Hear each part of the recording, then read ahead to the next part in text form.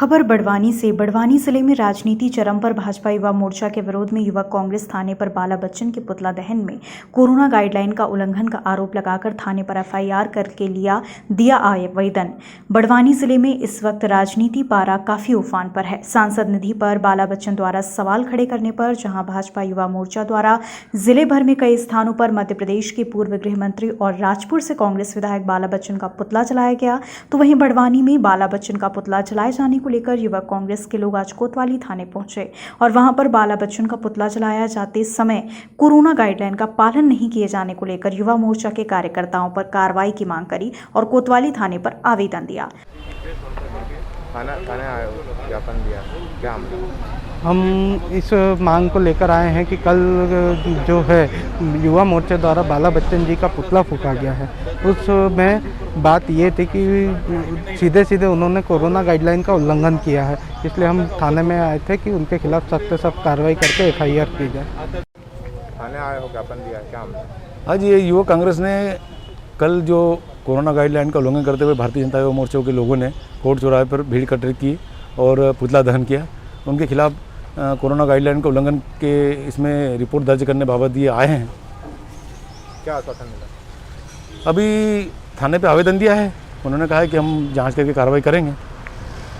ये पिछले दिनों क्राइसिस कमेटी की बैठक हुई थी, जहां पर राजपुर विधायक और पूर्व मंत्री बाला बच्चन जी ने क्राइसिस कमेटी की बैठक में, जहां पर सांसद, मंत्री और एसपी कलेक्टर की मौजूदगी में जिस प्रकार से झूठे भ्रामक घोषणाएं भारतीय जनता पार्टी के सांसद सुमेर सिंह ने की है, उसको उजागर किया। उस मीटिंग के दौरान दोनों सांसद और मंत्री ने कुछ नहीं बोला और बाद में जब समाचार पत्रों में ये चीज़ें छपी तो अपनी छवि धूमिल होते देख तिलमिलाकर उन्होंने दूसरे दिन प्रेस वार्ता करी और बाला बच्चन के ऊपर गंभीर आरोप लगाए।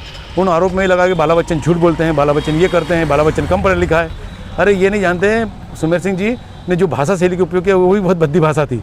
सुमेर सिंह ये नहीं जानते हैं कि बाला बच्चन इंजीनियरिंग कॉलेज से पढ़े हैं और 5 बार के विधायक हैं और 2-3 बार के मंत्री भी रहे हैं। सुमेर सिंह जी सीधे राज्यसभा में पहली बार आप चुने हैं। आप जब भी जनता की अदालत में जाओगे, जनता के बीच में जाएंगे तो जनता आपको जवाब देगी। आपने जो कुटिल और कटाक्ष भरी भाषा का उपयोग किया है वो आपको शोभा नहीं देती। दूसरी बात, उन्होंने जो बोला है कि मैंने इस निधि से घोषणा करी, मेरे पास पिछली बार बची हुई थी। आप सब जानते हो कि जिस सत्र में जो निधि दी जाती है उसी सत्र में उसका उपयोग होना जरूरी है, वरना लैप्स हो जाती है। तो फिर इनके पास कहाँ से निधि आ गई? और पिछली बार केंद्र सरकार ने ही कह दिया है कि 2022 तक की जितनी भी निधि, सांसद निधि है, वो कोरोना गाइडलाइन के चलते आवंटित नहीं की जाएगी। तो वे कहाँ से उपयोग करके दे रहे हैं और जनता को झूठ और भ्रामक प्रचार कर रहे हैं। और दूसरी बात, उन्होंने ये भी बोली कि बाला बच्चन जी जनजाति समाज से आते हैं और बाला बच्चन ने जो प्रेस वार्ता की उससे आदिवासी समाज की बदनामी हुई। आदिवासी समाज की बदनामी जो इन्होंने बोला है कि आदिवासी सब जानता है कि आदिवासियों की बदनामी तुमने किस प्रकार से तुम कर रहे हो, आदिवासियों को तुम क्या समझते हो, समय आएगा तो आदिवासी तुमको बताए। खबर भारतवर्ष के लिए बड़वानी से आदित्य शर्मा की रिपोर्ट।